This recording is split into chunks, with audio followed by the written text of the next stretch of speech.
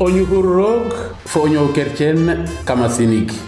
Émission catholique fait Numbianel na Fatick FM 92.8 dimanche fu refna xatna na 8h bona 9h.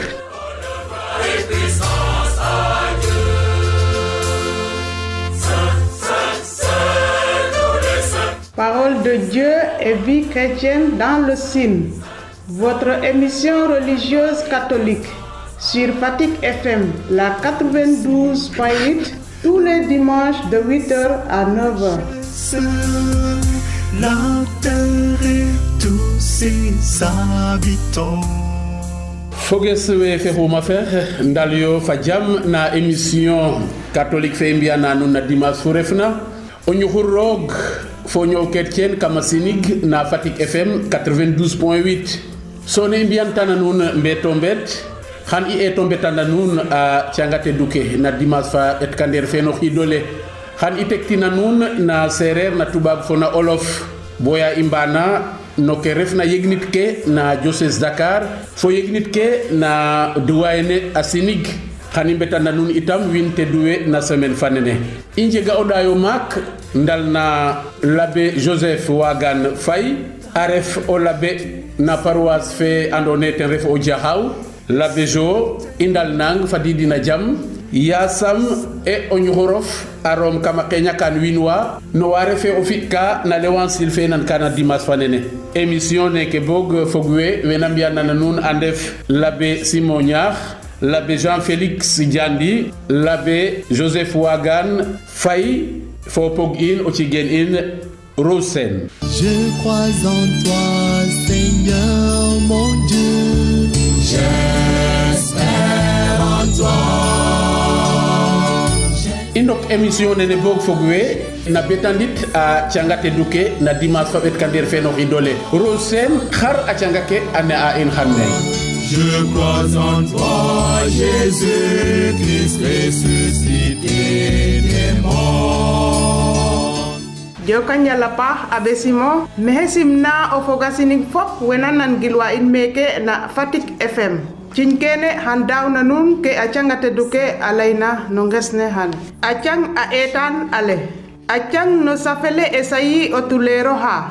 Lasri o gafo fo ha hehena. Genari rolwa njeger nambin huli wa bang dena ba hajin hawor ba nyak o dimle o ha fogna fawo yaga han akolandof awat nen betna to khan nga nyahof anyof owod khan o chofelof anyaj pamof to ondamonga no yalohe khan anyaj achinjof yaga o hoyanga khan o yalohe ajab o hoyangan khan alay mehey wat na nga mewo atoka medula o bayof o nyofu fo falayo famba her fana o chianga o ha sol lena tanyambo agin khan akolandof awat no niban ola to o niban ola khan akol nen nyal kene rog alayu inwe ngid marog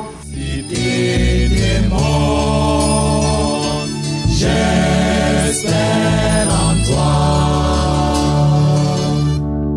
Ainsi tu peux parler, montrer ta justice, être jugé, montrer ta victoire.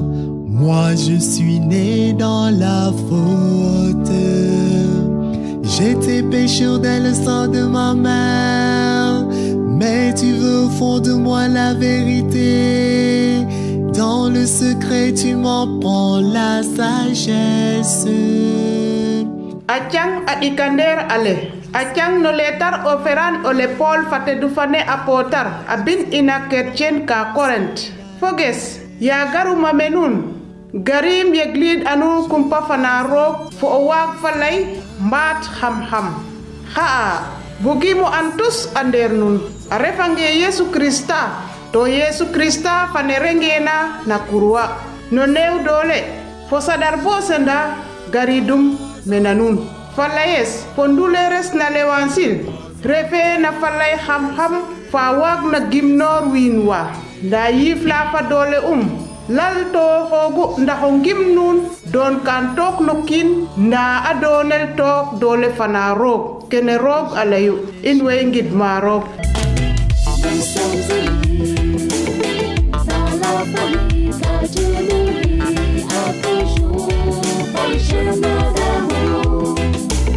L'évangile de ce dimanche nous est présenté par l'abbé Simonia. Yegil mahne na dimanche fane hane opok in l'abbé Simonia na jangan kana in.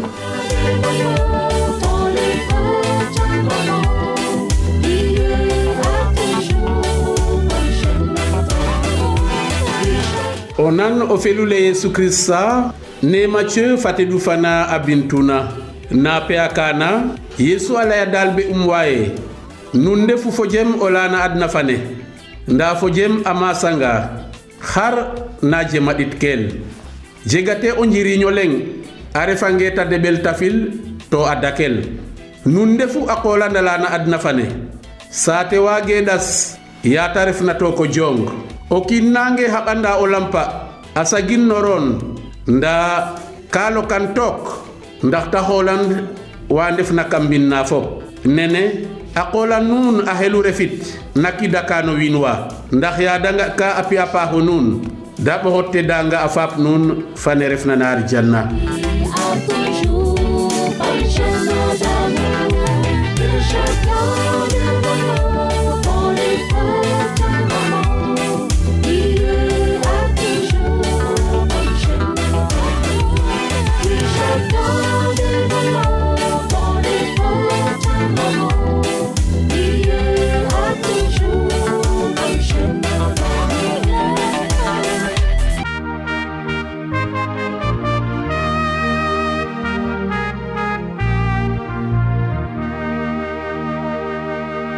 Que retenir des textes de ce 5e dimanche du temps ordinaire?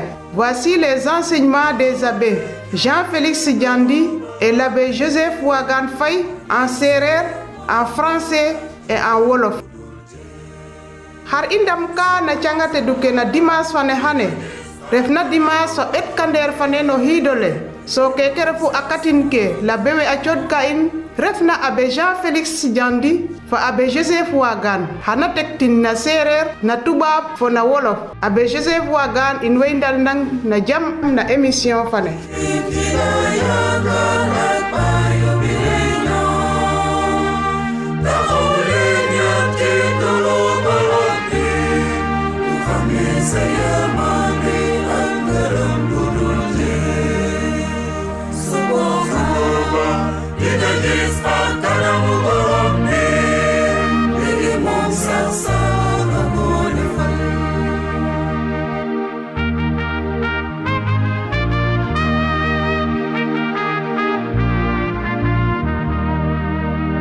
maxeyna gidma nuun no ndalin nu ndal naxama ta ref me laqina fo dayo mak nami wala besimo ñaax fo ya rose so it simna we ando naye deno nanagil wa in xane fop na dimanche feke refna dimanche fa bet kander no xidole jego dayo mak no ke ando naye ten xel mo xajir fa nun xaye so koy xeda na roog fa Yesu Krista fo na qolal yifte dule ke ando naye ke na xajir kel a ref kana jiriñ ka o kino kin na in to amaka nda in no ngim in yasam roog a ciya in kene ñëw yo nen xabi na qolan foges kercen ke fexuma fex yamo lengolele in na Yesu Krista o birok fap in qarites no ngimo len kut gentandes foyones na nya no ngim kercen ma xey wetanda nune Krista o xey fa in maru refna no ñëw in na adna kupu fop ya indo fanda le Kristi fata du fana no wetanda in be tombet fangonum fa akontaxum manam aboxotaxum netare fitna ander in ten taxuma nu refna kupu fop na dibor mbat no fet makka tabisida in akatin ngas na taberan ka no winwe mbinna liwan silke mace marka luk fasang khaye koy abisida in akatin mak na taberan na mace fate du fane nu det lo hangan na dibor fane fafna Krista arigita matna arjana odalan giñ yirmane o gaaro nelo biro fasu ina mak so haye wetarek ina kena fop kala ya dene nundefu fojemola na adna fane nundefu akola ndala na adna nundefu fojemole fa akola ndale na adna fatakola nun amele mbambir wine fop nundefu fojemole na adna fane kharefu refojem na adna mbat kharefu onjiri nyurjam fojem ka safna manam chaftino imbaga ngano leit nene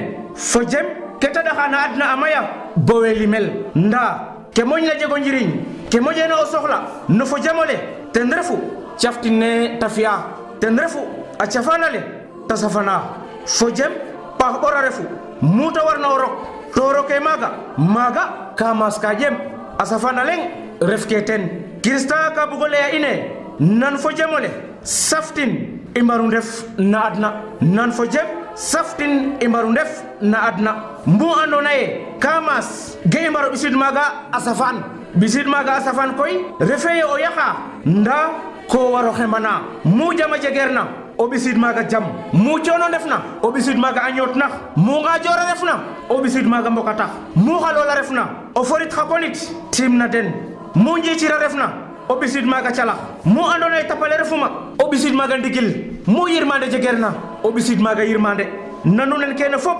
wagu tax i ndef fo jem na adna fane bo i ndef na fo jem kam adna fogwe xan i ndefit a qolan na adna fane neta laytena napin ata duke ina na xaye nu ndefu a qolanala na adna a naxaleke falay fene den fo delamo etanole deno mbogu buge ref ceyne na adna fane manam mele yanen ceyne kam adna fane yam refa qolan to xu refna o kercien refa ta fake Yesu Krista jeg yakar na terfo ngim ko xoyel ngir fo ha andone xano meleja xano refa qolan kam adna fane a qolan foges i andaye a jega o njiriñ muta referna o niban na ref ka maga to o niban faaxe yam ka sanka amo nora anantane no kino ha andone ka da ko ngulmatan no niban na refa ka moa cey anum tidangan wage muko game andone maga ta xelu oret a qolan le jegange a andi jekke fop ka laqwa nen ka andona ye ka o kina gekin fo o ɓay mo janum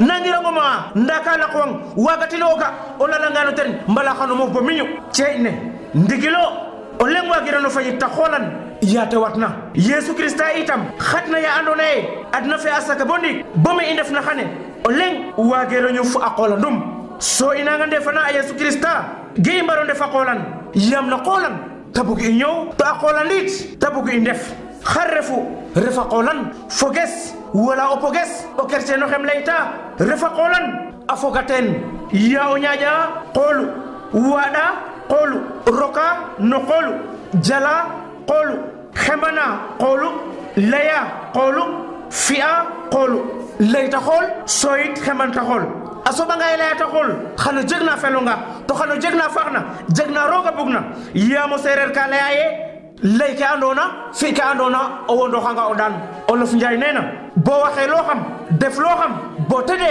dinga ne lew i nanganga foges leya ka andona ye ten nanu nene mbi'a ka andona ye ten nanu nene mbaɗa a qolanda lene xan i ndefa qolan ne andona ye naga ceyne me leyta kam adna fane yata watna fo ne Yesu Krista fe andona ye ten xupa fop na adna a me leyta kam adna fane to yit a saqa lerandala fa a qolandala naga boog nu ɗetloxangan foges ref fo jem fo a qolan a jega o njiriñ na adna to kene i leyno poñole andona ye ten i mbaxtanta yam faxar yam ngoyel na adna ngir ndef fo jem fo a qolan o kercien tigi o kercien oxe andona ye ka refana a Yesu Krista ka warano fo xa andona ye yal fo jem a refu a wara fo xa andona ye yal a qolanama ka refu kene kam leyin foges yam faxar buge wetana nuun e yu andona ye fo jem a masana adna jegate o njiriñ na fiyel ka deɓel a ɓaxel tafil mumen ke fo wiin we a ndakin a ñaaj tokum a ndet naga itam i leye saate fa refna no jongola manam saate fa andona ye ɗese a ref toko jong wage muk o ñaka xolan to o kiino leŋ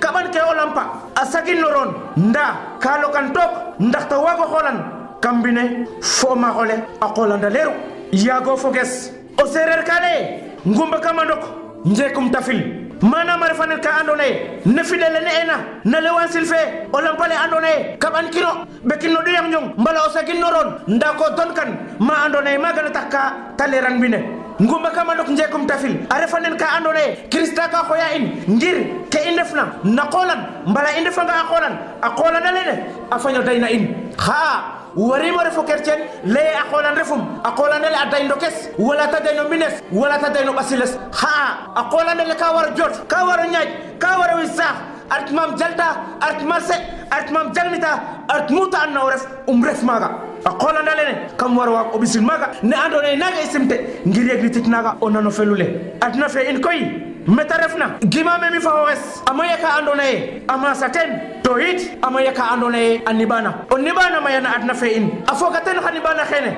ngudne njahasrande layka jegerna khate ka jegerna topoto ka andone warirang atoka hapa herala falay fa mbaxer fa tapale fa cisna oroko darola bangitna ngexna khani khur hapa heraha akata hapa heraha adeta pa herala kene fop ka ref ka andone onibano foka masna to kam adna in soke imbayil ino kercen ngir mbatin kene ya andone inde fofo jam fa qolan kam adna fane ne andone naga otulero ka isayi alaytuna in na canga etandale kale inna safelaye lasri o gafof fo ha xexena genari rolwa njegerna mbin khuli o habang dena khulen pay bawasino bor we andone gambi akene fop waga han nganden anyo fo andel pa ko imbe anadna rok som na rabit kan yam na roga khata apia pa fut na roga khata tanta ko bolale kata fiya kata khabrita kata laita kata khatnita yegli taten refeka andone ndako khum sa khatu refeka andone no kila khatu ndana rok no yifta dula no kaga takhatu soit focus no kene ngoyel ge ngoyel ndax mbatin onni manole andone ajega saxle mbago ndefa qolan ne andone naga yiftadul a leranta krista abuktinna naga okinoki nain awaru wa gorefta qolan na adna fane iyo kercen ke andone danone fukama silik bugamole yanune mbalawe tananune refo jem mbala refa qolan kaga isime kaga waru in na adna ngir imbatin kene koy ke andone kaniban ke andone khole ke andone safefo jem kamas il faut focus inde fois andone khal inde fa montagne mbat ajonga mark no fo jem kam adna fane mbat inde fois andone khan inde a qolan kama sendik bugala nune fat inga do jamulana qolan dala nyaaja faten nyowa faten laya yeglita ndax ki no xuga nayin a waga son gol lerok asiwano ndamum asiwano fap inferfna na asaman fat inyo kene focus nongim fona yakar norop yamo serer kale asoba ngay ko refti to nyawi no xelitna refretan bo fak yokate no ref talay no xeto lakase asumba bisangang retibono dufla ngir ko imbat no dufla focus il faut inde fo jem ndefa qolan ndefa montagne fo jem nga do xama xene bo alerandale na adna fe awago gael ndigil imbari no ñew ndigil imbari no bi ndigil imbar no lay bo adna fane fop ambar no bago an so bala sabna na no focus banam samra fanum bugam o chodanuna na xalen an xala andone ka ref ka jofna nen fo jem an xale ngale aref ka andone ka jof na qolan rewdi ka ndedu rewa andone ganja flax a ñof a sawir no ketambia sokoy dale gambaj ka anjaw ambugo de to andone ten na muj ka felil njaw dana fop gañof ya dandenna dano boko sawir ko koy ndugna len kuto malo felengo ke warna ten fop lengo dambodin ya andone a commencer a ndef no njawden o to wala ko xeyam jaflaxna yama ñafo ndaxala tawe coy fo jem o lengo xeyit ayi pa fo jem ya andone a njaw bo andi njaw nene ye njaw ni mena njaw na to xe andone ten etudi kamas jem sokoy dangaye njaflax na to xena fop ay yaqoxa mayate yama wete ke andone ten mo itig no solo no njawna manam fo jemola bo njawna waga no ñam amu jabaxkel kon koy fo jam focus a jega o njiriñ no ñew soyit o to xa andone a jaban a njawum ka fel a ref ka andone a ñame a bot fo jam soyit ge i mbug ke andone ke i leyan ke andone ke i lamtan ke andone ke i mbadan roga wadan na in a bugin na in i mbug adna fe fop andaw ten a andin te jirine jen a nane njawne andone ka jawel a jama den a ñamel a bot fo jam kene rew dikoy ambiu ke andone ten nanu fo kerefna a qola nale windik wayo wa andone ganga a gordik anga fa kidden o len na den fule nda gañi matir no ke andone ten refu a qolan fo ni ban so na qola nale ne fo no ni ban le koy o la kaso kale refeye ya andone ko de ta so mbago ga dangum no mbule mbul o la kaso a xajel o xa andone ka xumelo mbule mbul ka ñaaja bayen kam gam kaga refuye a gaw ga la qolan rokke kam gam taro kam gam ayena xon akasara o xa andone koy ka de ta fo kidum adoha alal ganda winwe a ñaaja na qolan dala ga foges ten i ngoye nda i ngoya no mbula nak ba i mbul fat i det fat i nga ndax ke andone ten roga buguna in tawa ko fat no kam adna fane fop te refo njiriñ in i ñewta falay roog mbiya falay roog ngeek falay roog sokoy adna fe fop a mbago andin ndax o kino kin na in a wago jega mucala ndiki na moos bona moos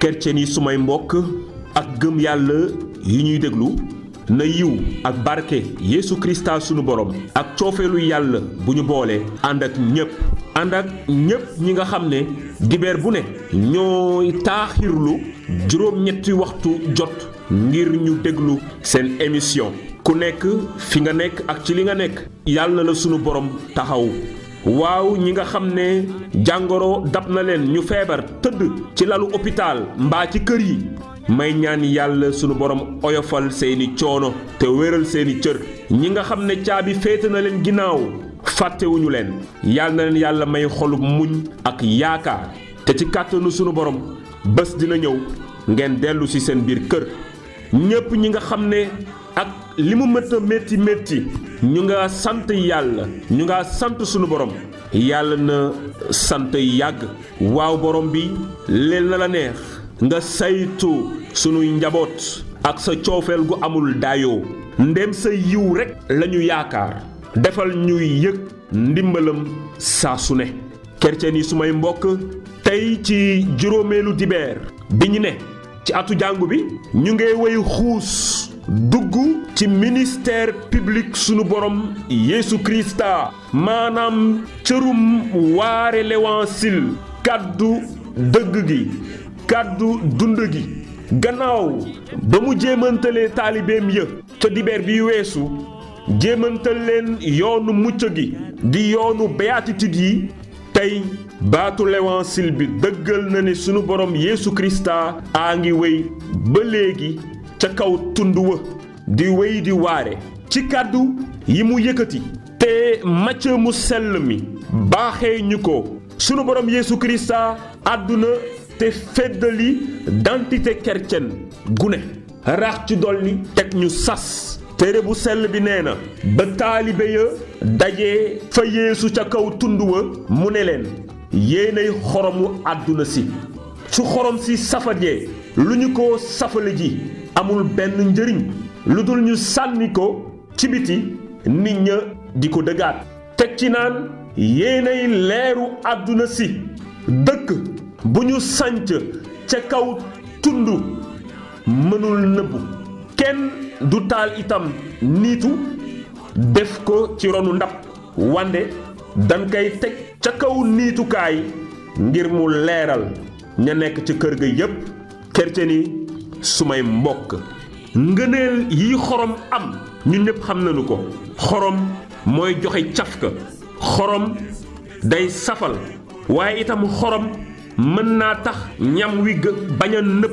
bañ a yàqu maanaam xorom day conserver aliment toggkat yi xam nañu ne kiy togg fukki kilo ceeb soxlawuloo fukki kilo xorom boo jëlee fukki kilo xorom de kenn du ko mën a lekk du mën a jàll ci pot ya as tuuti nga ciy def lu tubaab yi wooyee pincé maanaam da ngay coppati def ci ngir mu saf Krista bi bu nee tey ñun ñooy xoromu àdduna si waaw naam ci pexe baptisé ba doon nañu ko waaye itam sas la ñu jox tey ci dibeer bi ngir chrétien fi mu mënta ne ci àdduna si mu am comportement gu mucc ay ñu ràññee ko ci lu baax ci lu dëgg ci lu nite maanaam chrétien fépp fu mu taxaw ci àdduna si coofeel moo fa war a jib jàmm moo fa war a nekk chrétien fépp fu mu mën a ne dafay jox cër moromam ak ni ma mënta toll muy mag muy ndaw ak diine bu mu mënta bokk chrétien fépp fu mu ne dañ koy ràññee ci lu rafet ñaareelu ponk bi Krista bi nee na ñoo di leeru àdduna si ngëneelu leer mooy day leeral lii lëndëm mbokk yi sas bi rëy na waaye diisul doon xorom doon itam leeru àdduna si di sunu identité waay sas bi rëy na xar kanam chrétien gu ne war naa meññ ba képp ku gis chrétien mu gis Yeesu Krista képp ku gis chrétien mu gis coofeel Krista bi nee na ci kàddu l'évangile bu sang mu sell ma bind maa di leer gi maa di dund gi képp ku ma topp du dëkk ci lëndëm waaye dina am leeru dund gi. kon boog mbokk yi sunu bëggee doon leeru àdduna si nañu takku nañu wóolu sunu borom Yeesu Krista parce que sunu kóolute ak sunu takkute ci moom moo ñuy may ñu wéy doon ay leeru àdduna si maanaam ñu am coofeel ci bépp mbindéef bañ a xeeb kenn jox ñépp cër taxawu ka nekk ca coono ni ñu ko yonante yàlla Isay jéemantale ci téere bu sell bi le dëggal na li le nee na suñu bëggee doon xorom ak leeru àdduna si dañuy dund jëfu yirmande yi nii les œuvres de miséricorde corporelle et spirituelle maanaam ci gàttal ku xiif ñu taxaw ko àggali sunuy kër doxandéem ya wàllu si kii raafle sunu gisee ñi di tëkkuwante ñu tere leen ñu bàyyi jëwaate bi di fajal nit ñi seen soxla sunu ko mënee ci sutura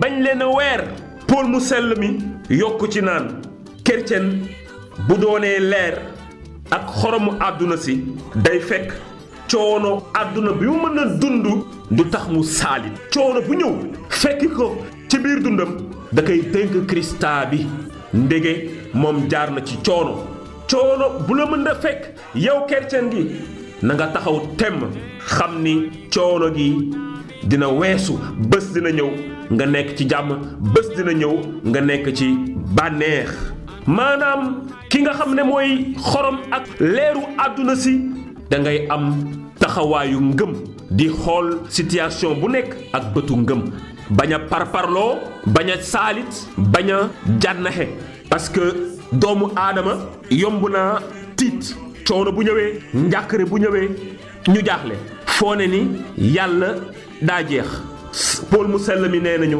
bu ñu bëggee doon xorom ak leeru àdduna si il faut que lu ñëw ñu nangu ko te yaakaar ci yàlla chrétien yi su may mbokk doon chrétien yombul waaye mën naa ne su chrétien nekkee xorom ak leeru àdduna si ndegem sunu identité la waaye itam sas la doon chrétien kon bokk yombul suñu bëggee lu ñuy woote ñu koy wuyoo mbokk yi maanaam doon xorom ak leeru àdduna si fokk ñu bañ a topp sunu nafsu di topp baatu sunu borom Yeesu Krista topp bëgg-bëgg yàlla bañ a topp sunuy bëgg-bëgg te li yàlla namm ci ku nekk ci ñun mooy ñu doon ay nitu coofeel ay nitu jàmm fu coofeel am yàlla nga fa te su boobaa dinañu nekk ñun chrétien xorom ak leeru àdduna si ci barke Krista bi sunu borom mi di dund te di nguuru ak xel mu sell mi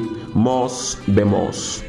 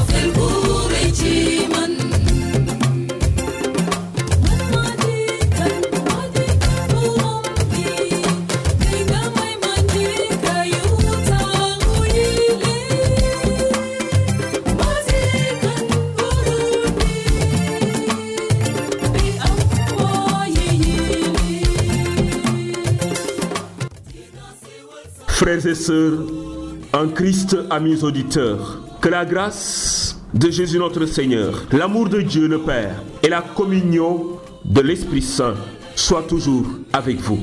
À vous tous qui chaque dimanche attendez patiemment l'émission religieuse catholique, Parole de Dieu et vie chrétienne dans le signe. À vous tous, que le Dieu de toute espérance vous comble au-delà de vos attentes. À ceux qui sont alités, couchés sur leur lit d'hôpital ou dans les maisons, que Dieu, notre Père, soulage votre peine et vous accorde la santé du corps et de l'âme. À toutes les personnes qui sont en détention préventive, temporaire ou perpétuelle, que le Christ libérateur des opprimés, secours des faibles, soit votre consolation dans l'épreuve. À vous tous et à vous toutes, paix et joie, au nom de Jésus-Christ, notre Seigneur. Encore un évangile, encore des propos de notre Seigneur Jésus-Christ sur la montagne sainte, symbole de la présence divine. Après avoir inculqué à ses disciples l'esprit des béatitudes que nous avons médité dimanche dernier, Jésus poursuit son sermon sur la montagne. Aujourd'hui, en ce 5e dimanche du temps ordinaire, Jésus utilise deux expressions fortes pour qualifier ses disciples et par ricochet toute la communauté chrétienne. Vous êtes le sel de la terre, vous êtes la lumière du monde. Telle est notre identité, certes, mais c'est aussi une invitation que le Seigneur nous fait. Dimanche dernier, nous avons médité l'esprit des béatitudes. Aujourd'hui, le Seigneur nous dit que nous sommes sel et lumière.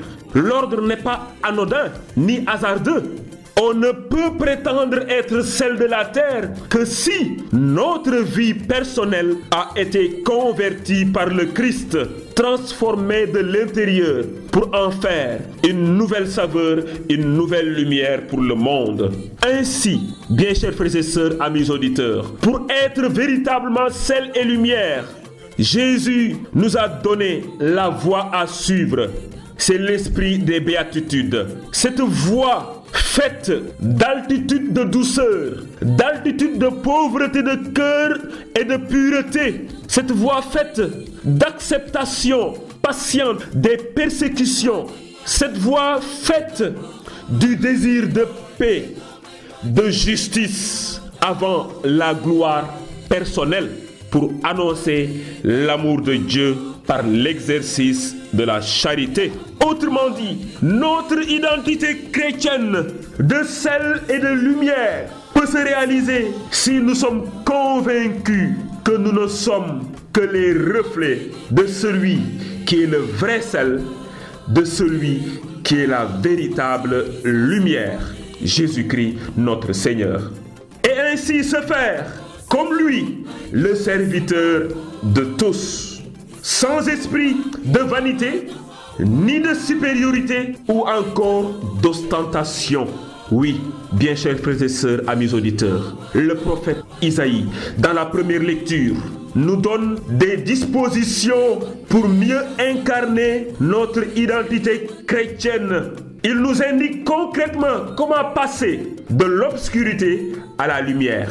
Toi, fidèle du Christ, ami auditeur, tu seras sel et lumière du monde si tu fais disparaître de chez toi le geste accusateur, la parole malfaisante. Oui, parce que c'est le quotidien de nos agissements. On accuse à tort ou à raison avec des propos malveillants. Toi, fidèle du Christ, ami auditeur, si tu veux être sel et lumière de la terre et du monde, le prophète Isaïe te demande de donner à celui qui a faim ce que toi-même tu désires et de ne pas donner ce dont tu n'as plus besoin. Toi, fidèle du Christ, tu seras sel et lumière. Tu seras sel et lumière du monde si tu combles les désirs du malheureux, si tu accueilles chez toi les pauvres sans abri, si tu couvres celui que tu verras sans vêtements. Nous retrouvons, vous le comprenez, les œuvres de miséricorde corporelle et spirituelle. Si tu agis ainsi, nous dit le prophète Isaïe, ta lumière jaillira comme l'aurore et tes forces reviendront vite. Pour sa part, l'apôtre Paul nous révèle l'attitude que nous devons adopter si nous voulons être sel et lumière du monde. Ne rien préférer connaître que Jésus-Christ, ce Messie crucifié. En d'autres termes, une manière concrète pour nous de briller et de donner de la saveur à nos frères et sœurs en humanité, c'est de porter avec patience, humilité, courage, amour, les épreuves de la vie, unis à Jésus-Christ, Messie crucifié. Alors à travers cette attitude, une lumière pourrait briller pour toutes les personnes qui traversent une épreuve ou s'interrogent sur le sens de leur vie. Bien chers frères et sœurs, amis auditeurs, être sel et lumière, c'est aussi, avant tout, aimer à la manière de Jésus-Christ. Seul celui qui aime est sel et lumière. Seul celui qui aime est porteur d'une saveur et d'une lueur pour la vie du monde. Alors, aimons sans distinction, sans mesure, si nous voulons être les dignes frères et sœurs de Jésus-Christ. Aimons sans mesure et sans distinction si nous voulons être les dignes frères et sœurs de Jésus-Christ. Dieu notre Père, Jésus-Christ ton Fils, nous appelle ce matin à être sel de la terre et lumière du monde. Que la lumière de ta justice brille dans nos vies. Alors nos gestes et nos paroles pourront apporter au monde une saveur d'évangile. Et nos vies seront le reflet de Jésus qui est lui-même lumière du monde et qui vit et règne maintenant et pour les siècles et des siècles. Amen.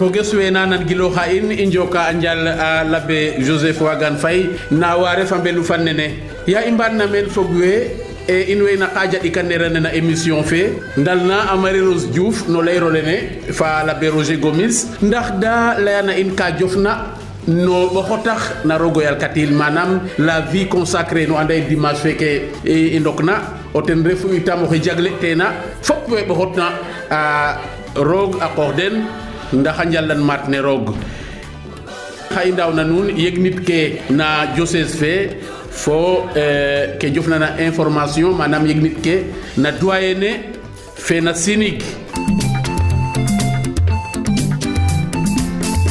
oya hom dilong nyal ne hane da hofok na simalen kolemi bakat mayu of batamuk odit miso ando ketanam hoyo. Bonjour fidèles auditeurs de Parole de Dieu et Vie chrétienne dans le Sine. Ce dimanche est célébré la journée de la vie consacrée. Chaque année, le 2 février est la journée de la vie consacrée. Et pour des raisons pastorales, l'archidiocèse de Dakar célèbre cette journée ce dimanche. Une occasion que nous saisissons pour aller à la rencontre d'une religieuse qui va échanger avec nous sur sa vocation, sur la vie consacrée en général. Bonjour ma sœur. Bonjour Abbé Roger. Je suis sœur Marie-Rose Diouf de la congrégation des sœurs de l'Immaculée Conception de Fatick. Je suis présentement en mission à Fatick dans la paroisse Sainte-Jeanne d'Arc. Vous êtes sœur depuis combien de temps? Je suis religieuse depuis 1999. Je suis dans ma 18e année de vie religieuse. Les vœux perpétuels en 2006. Depuis lors, j'ai fait beaucoup de missions et présentement je suis là à Fatick. On entend souvent parler de vœux perpétuels d'une religieuse ou d'un religieux. Cela signifie quoi exactement? Il faut dire que la vie religieuse est constituée de plusieurs étapes. Depuis la formation initiale qui part du juvénat, postulat, noviciat, jusqu'au premier vœu, la première profession. Et après ça, on peut attendre 6 à 7 ans avant de faire les vœux perpétuels, qui est autrement dit l'engagement définitif. L'engagement définitif nous consacre définitivement, comme ça se dit, au Seigneur. C'est un vœu perpétuel, un vœu pour toujours, un engagement pour toujours. Vous êtes religieuse de la congrégation des Sœurs de l'Immaculée Conception. Quelle est la véritable dénomination en fait? Nous sommes les Sœurs de Notre-Dame de l'Immaculée Conception de Castres. Parce que notre congrégation a été fondée à Castres, en France, par une Française. Et comme il y a beaucoup de congrégations de Sœurs de l'Immaculée, nous donnons la précision Sœurs de l'Immaculée Conception de Castres. Votre fondatrice qui s'appelle Sœur Sainte Jeanne-Émilie de Villeneuve. Elle a été proclamée sainte l'année dernière. Le 17 mai 2015. Pouvez-vous nous parler un peu de sa vie et puis ce qui l'a poussé à fonder votre congrégation?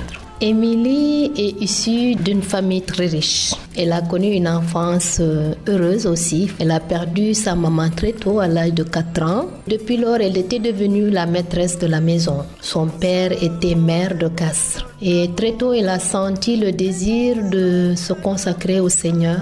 Et bien sûr, son papa s'y est opposé. Et lui a donné un délai de 4 ans pour réfléchir. Émilie lui aurait dit « Papa, c'est pour Dieu que je vous quitte ». Mais le papa lui aurait dit aussi que si c'est vraiment pour servir les pauvres, on peut créer ici dans la maison une œuvre de charité. Je vais te donner tous les moyens nécessaires pour vivre cette mission, mais sur place, surtout ne me quitte pas.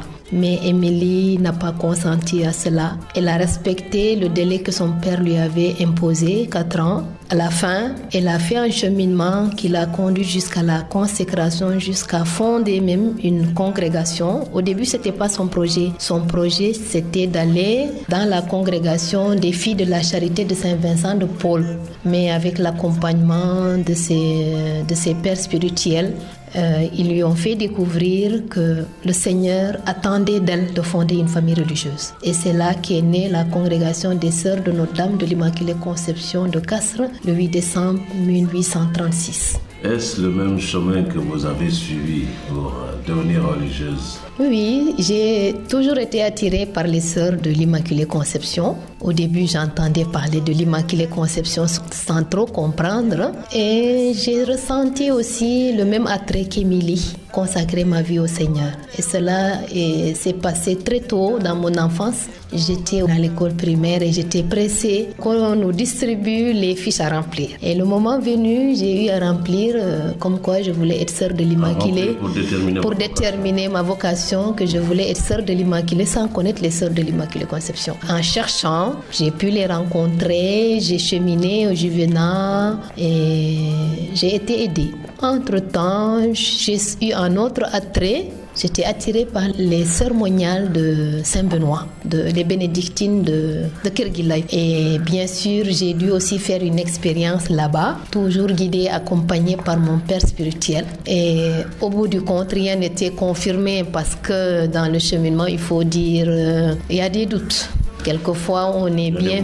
Des moments d'hésitation. Quelquefois, on est bien prise. D'autres fois, on se demande est-ce que c'est réellement cela. Alors, à un moment, quand j'ai eu mon bac, j'ai beaucoup hésité et c'est là que j'ai eu à faire cette expérience au monastère de Kerguilay. Et le père qui m'accompagnait à l'époque était convaincu, l'esprit l'aidant, que c'était pas là. Et pourtant, moi, j'étais sûre que je voulais être moniale. Alors, étant dans cette hésitation, j'ai dû quitter les deux parties, les deux congrégations pour aller suivre une formation professionnelle. Et là aussi, je continue à chercher. Formation professionnelle dans quel domaine? Dans la comptabilité, gestionnaire comptable de formation. Et après ça, j'ai commencé même à travailler. Mais c'était pas toujours là où je me sentais le mieux. Alors j'ai dû continuer le cheminement à travers des retraites, à travers des rencontres. Et c'est là que finalement je me suis décidée à quitter le boulot et à aller commencer le postulat chez les sœurs de Notre-Dame de l'Immaculée Conception. Après le postulat, le noviciat, et le 21 août 1999, j'ai prononcé mes premiers vœux à Rufisque. Et le 2 décembre 2006, j'ai fait l'engagement définitif. Et comment cela s'est passé au niveau de la famille, avec les parents, les amis dans le quartier? Les gens devinaient, ils sentaient ils se disaient que celle-là, il y a quelque chose qui se passe. Peut-être qu'ils avaient raison, et je ne sais pas. Papa et maman étaient d'accord. J'ai eu un petit problème avec ma mère quand j'ai exprimé le désir de devenir moniale. Là, elle s'est opposée un peu en disant que c'est trop dur, il ne faut pas, je vais te perdre, c'est loin là-bas, je ne te verrai plus. Ok. Et il a fallu quand même que des agents pastoraux aillent la rencontrer, lui expliquer un peu. Mais je sentais quand même qu'elle n'était pas très très chaude pour ça. Alors, ce qui fait que même moi aussi qui hésitais, j'ai dû attendre le temps qu'il fallait pour Dieu et pour moi pour me décider plus clairement. Mais ma famille m'a toujours accompagnée dans le processus de formation pour lequel j'avais opté. Et jusqu'à aujourd'hui, ils m'encouragent, ils me soutiennent par leur affection, par des gestes de délicatesse. Et vraiment, je me sens soutenue, aimée, aidée dans cette voie que j'ai empruntée. Vous êtes sœur de la congrégation des Sœurs de l'Immaculée Conception. Quel est le charisme de cette congrégation? Et expliquez-nous aussi un peu qu'est-ce qu'un charisme? Un charisme, c'est un don que le Seigneur fait à son Église à travers une personne. Le désir d'Émilie, c'était d'aller servir les pauvres. C'est ça, au fait, l'option préférentielle qu'Émilie a faite, servir Dieu à travers les pauvres. Et cela se vit à travers 3 grands domaines. Le domaine de l'éducation, le domaine de la santé, le domaine de la pastorale sociale. C'est ce qui explique que vous avez beaucoup d'écoles. Beaucoup d'écoles, voilà. Alors notre mission est axée dans ces grands domaines. Ce que nous essayons de traduire, c'est cet amour de Dieu pour le pauvre, le petit. Que ça soit dans la classe à l'école, que ça soit envers le malade qui souffre ou envers les femmes opprimées ou les personnes pauvres. Leur venir en aide intellectuellement, moralement, spirituellement et socialement. Et c'est pour ça que nous aidons, par exemple, dans les villages, les femmes à avoir de meilleures conditions de vie familiale à travers des petits projets, à travers l'accompagnement de ces familles. Je rappelle que vous êtes actuellement à la mission de Fatick. Comment cela se passe, le travail missionnaire des Sœurs de l'Immaculée Conception ici à Fatick? Nous sommes 4 religieuses. Sœur Agnès Rita Ndiaye, qui est la responsable de la communauté et qui est en même temps responsable du dispensaire. Sœur Marie-Thérèse Thioro Diouf, qui est la directrice de l'école primaire. Sœur Chantal Koumba-Dione, qui est enseignante. Et moi-même, Sœur Marie-Rose Diouf, qui suis responsable de la formation des juvénistes. Chacune de nous est dans un domaine précis. Et en plus de ça, il y a l'engagement pastoral et l'engagement dans la paroisse, dans les communautés et en province. Qu'est-ce que vous appelez province? Province, c'est une entité territoriale qui détermine la présence de la congrégation dans un pays ou dans plusieurs pays. Quand je dis province Sénégal, nous sommes ici présentes au Sénégal, mais aussi en Guinée-Bissau et au Burkina Faso. Pouvez-vous nous parler des 24 heures d'une religieuse? Comment cela se passe dans la vie d'une sœur du matin au soir? Les sœurs habituellement se lèvent très tôt pour contempler le Seigneur. Et quand on regarde Jésus, toutes ses journées commençaient par la prière au désert. Il se recueillait d'abord pour contempler son Père, prier et après consacrer le reste de sa journée à l'action apostolique. À la suite du Christ, nous faisons pareil. Nous nous levons tôt pour les offices et pour la messe. Et après, à partir de 8h, chacune est dans son poste pour vivre la mission jusqu'au soir. Bien sûr, entre-temps, on a des moments de rencontres communautaires pour des réunions ou bien des réunions hebdomadaires et des lectures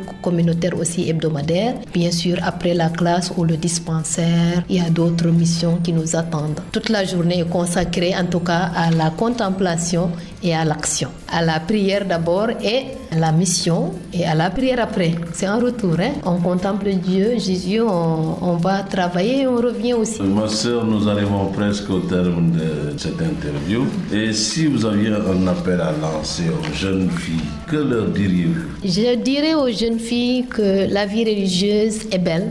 Elle vaut la peine d'être vécue. Et le Christ continue à appeler et à nous faire confiance. Je les encourage à être disponibles, à ouvrir leur cœur à cet amour infini de Dieu qui seul peut combler le cœur humain, à discerner et à répondre généreusement à cet appel. Ici à Fatick, nous avons un juvénat. En tout cas, j'invite toutes les filles de Fatick à s'approcher de nous pour un accompagnement, pour les aider à discerner leur vocation, parce que c'est peut-être un appel que l'on sent et qui n'est pas clair au début, mais on a besoin d'être aidé, on a besoin d'être soutenu. Alors, de ne pas avoir peur, d'exprimer leurs désirs et on est là, prêt à les encadrer, à les soutenir. Ça vaut la peine d'être vécu. La vie religieuse vaut la peine d'être vécue. Merci à nos chers auditeurs et auditrices de Parole de Dieu et Vie chrétienne dans le Sine. À dimanche prochain avec un autre invité. Bon dimanche.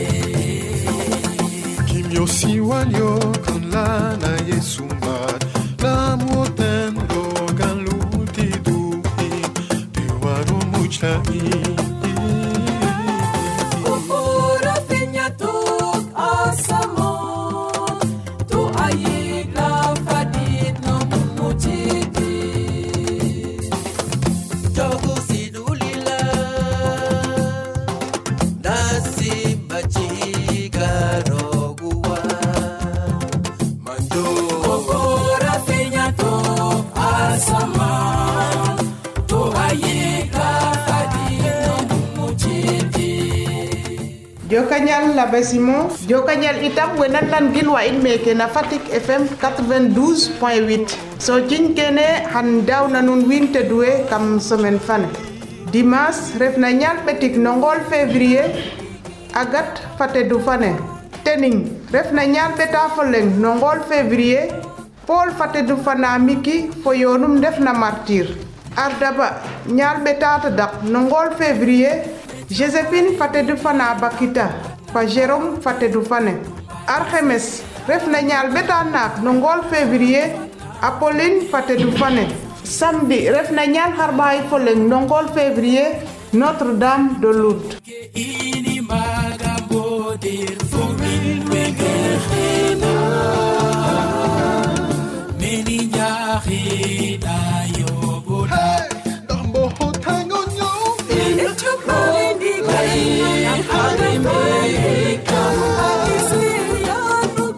Onyuhuro Fonyo Chrétienne Kamasinik. Émission catholique.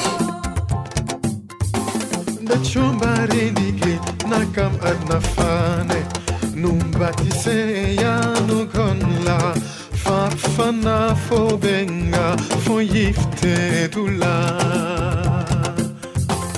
Echobare digil nakam adnafane numbatise ya nugonla fafana fo benga fo yifte dula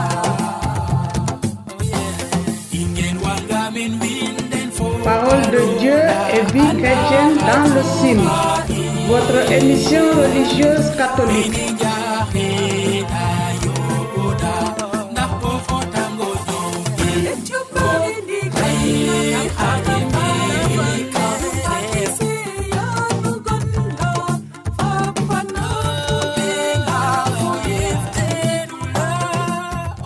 yegnit ke na diocèse fe Fogwe a refe na dimanche fe na gara ñaal xarba xay fo ñaal leng no ngolo ngay ke ndefna o ten indo fanda ñaal ne jagle tena we njirna fop in lan journée mondiale de prière pour les malades ngedana we njirna no cerden fo na halawden ngeda ya sam Yesu Krista fe andone o ten wadnu jerne fo lawole afa khapajden to aciaden o wod so pèlerinage fait no jiruwe xana refna popongin ne mbitan no hid nu refna o xe andone o ten na jangan ka in mes fene o ten refo xe gen wan men a pape fane in François di ngoyan nonce apostolique ya sam roga jaba xedum to aci we njirna o wod ka jofna no ñowole na sinig Fogwe a refe xatna bog na tening bona arhemes meke na centre catéchétique fe na Fatick xan indalin men katisiske na doyene fe no ñalle ne fop xana akatnel ka jofna no andarok fo fexarok o lalatin ndaxa baak itam na bak den a akatni ke andone o tena code nen xam-xam yasam yifte dule a xolanda den Mainala yiwa gole Nakamuna jotali le pali mula santa Dinara japi hari sore feli mara yiwa Dinara japi hari ane osir kisuma chofel Mara tuli suga sore feli mara yiwa Nyal foyeng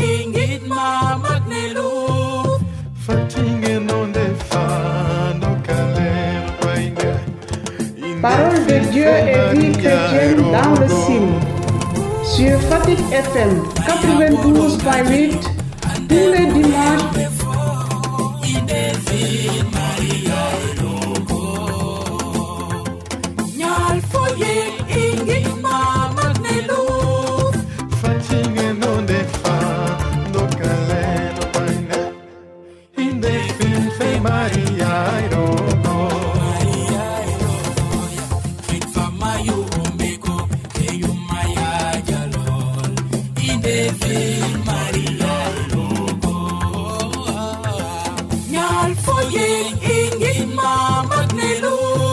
Fogwe inwei na kaja paktandale bog inwei muka émission nene o ñuxurrog fo ñow chrétien na sinig na Fatick FM 92.8 et ton guidement et tout okena rohen o hendalina l'abbé Joseph Wagan Fay na fallay fangodu fo fambelu faneta hajir na fayin no ñuxurrog so itam ngedanan ndax na paroisse fe refna o jahaw ta saxna maga kili fallay fe no yaloxe ayon ten fo magum xaritum o yal mbindum l'abbé Jean-Paul Diouf ngidma fop we andone o den taxu i ndawnawo i leya nuun e bona dimanche akar ngedana nuun dimanche jam fa semaine fa tedu na Yesu Krista o yal in